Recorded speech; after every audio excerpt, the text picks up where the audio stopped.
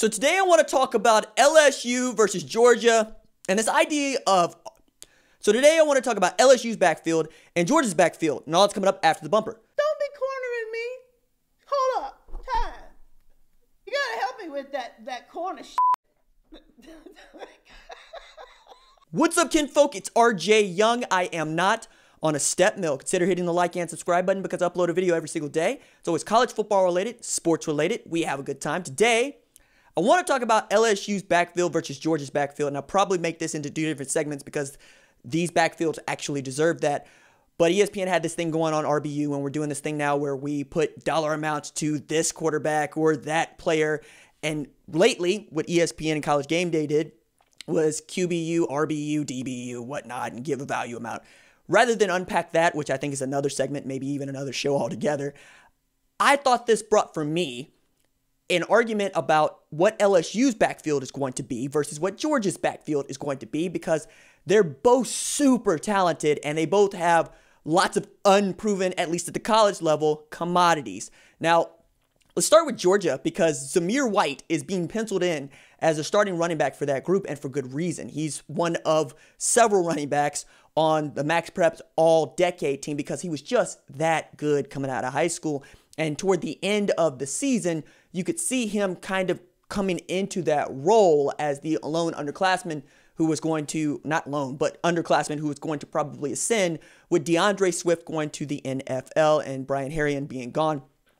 Brian Herrien was an outstanding back for Georgia last year, but this also makes way for not just Zamir White, but James Cook and Kenny McIntosh and Kendall Milton. And we'll see what Daijun Edwards turns out to be. But that is, as I've been saying for some time, a loaded backfield. And at this really interesting time for Georgia, where Kirby Smart is trying to go away from murder ball, which was have a great, outstanding, huge offensive line and hand the ball to your running backs, spill it to them on the outsides, and take advantage of one or two really great wide receivers. And as much as I want to talk about what James Cook is going to be able to do because he's the best all-purpose back, he can line up in the slot for you. He's a great third down back. He can also be your single back in 11 personnel.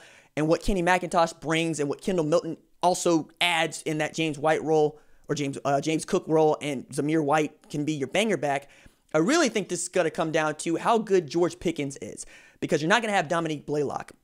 And the idea is you're going to be able to probably throw the ball as much as store brand Cam Newton can find George Pickens. George Pickens, I think, has an opportunity to be a 1,000-yard receiver, but that's with Todd Monken's pulling the strings. If Todd Monken is pulling the strings, the Georgia offense will be legitimately awesome.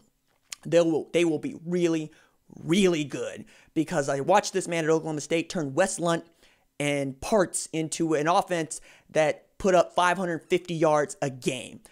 Those of you that don't know Wes Lunt, that kind of proves my point, right? That you don't know who that is unless you actually watch Big 12 football, and yet they put up that matter of yardage tells you what you need to know and what Todd Monken is capable of, especially with the prowess of Georgia and its recruiting.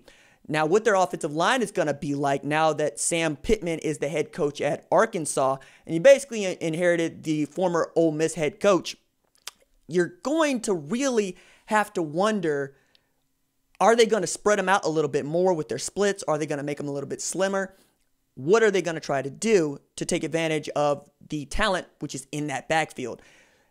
I think it's going to be a really interesting conundrum or problem to solve because, again, I say you've got all these backs back here and not a whole lot of wide receivers that you trust, right? Cager's gone and whatnot, but Pickens turned out to be that dude with Blaylock going down. A lot of people already believed that George Pickens was going to be great, and you still have a Kirby Smart defense, and that defense was legitimately awesome last year. So you're going to have some time to figure these things out.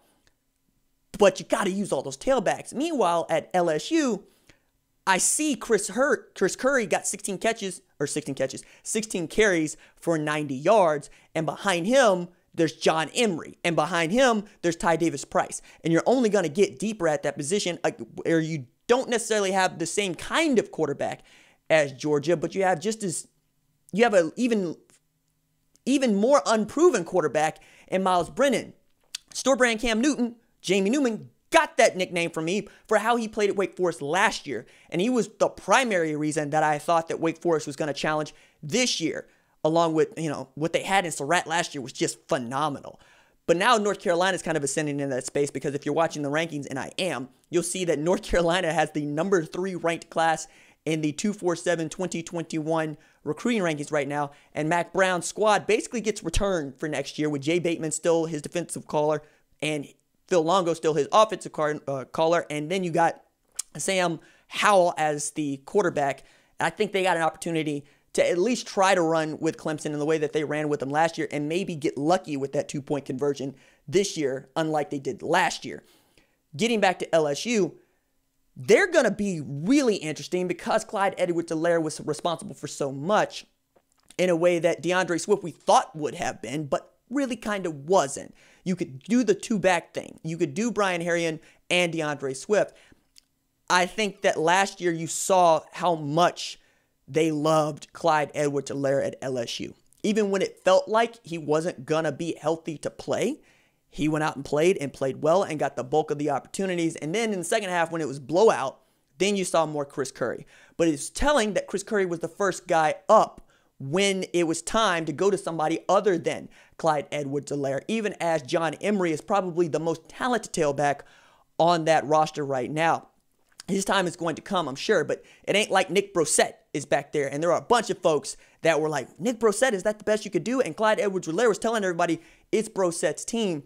And I enjoy that about Edwards-Helaire. I wonder if they're going to have that same sort of camaraderie in the LSU backfield this year that they had last year, now that Helaire is gone and doesn't necessarily hold that group together with the same sort of chemistry. Who's going to ascend to that role? Will it be a Curry? Will Ty Davis-Price be that guy? Will John Emery be that guy? What we do know is both of these tailback groups are going to put up 2,000 yards, right? All purpose from scrimmage. It's about who's going to do it the most for them. Really interesting conversation with LSU, because we frankly just don't know, because they're going to have a guy as their starter that we think didn't get the same amount of opportunities as a Zamir White, right, last year, to know that Zamir White was going to be that guy. Whereas you look at what it is that Chris Curry was last year, and you're like, I don't know. Do we really trust him that much? Again, they might have to trust him more than they trusted Clyde Edwards-Helaire, because Miles Brennan hasn't done this at the level that Jamie Newman has. I'm fascinated to see what this looks like. I would love to hear what you think about LSU versus Georgia as RBU. To put a bow on that, it's Georgia for me in this argument. Just taking a look at what Todd Gurley did, what he has done, Sony Michel did, what he has done, and Nick Chubb did, and what he has done. Nick Chubb was the second leading rusher in all of the NFL last year. Todd Gurley was this close to being an offensive MVP a couple of years ago, and we all know just what Sony Michel did a couple years ago, winning a Super Bowl. It's not close for me. But that's also taking into account the recent developments of football. And that's really what the discussion is for RBU or DBU or QBU. Just what you think about the last 5 years versus the last 50 years. And what is the time frame for which we're going to have that discussion. I think that having these discussions over a 4 to even 8 year span is helpful, because it takes into account what you've been able to do over a long term. But also, we don't really care that Billy Vessels won the Heisman in the 50s for Oklahoma unless we're talking about all-time. And all-time arguments, as much as people really want to have them, don't really draw your attention. You don't really care who the greatest of all time is, because you have your opinion about who the greatest of all time is. That's where that discussion ends, is at the barbershop. Like, as a segment, as a topic, y'all don't care about a greatest of all time video topic that I would put up. You care about the news. And you care about what's going on in contemporary times and future proofing or future forecasting what is going to happen, aka recruiting. I think that's interesting, and we'll continue to unpack that along down the road. Deuces.